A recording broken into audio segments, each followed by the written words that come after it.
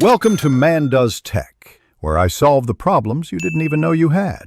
You start by confirming the damage and securing the part. This matters because an unstable piece ruins repairs.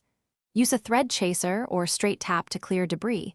Go slow to avoid making the hole worse. If threads are heavily damaged, measure bolt diameter and pitch now so you choose the correct tap. Once done, clean with solvent and compressed air, remove metal shavings completely, and make sure you have the correct replacement fastener ready.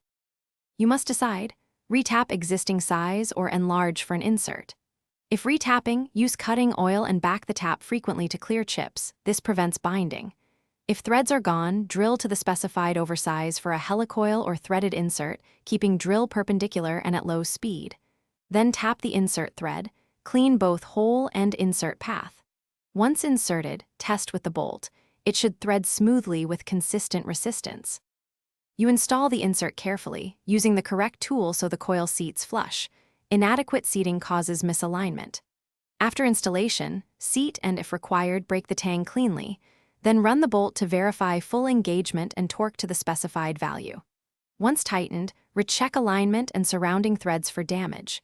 If the bolt binds or won't tighten, stop, back it out, clean the hole and insert, and realign. Often debris or a crooked insert is the culprit. Thanks for watching. If you found this helpful, don't forget to like and subscribe.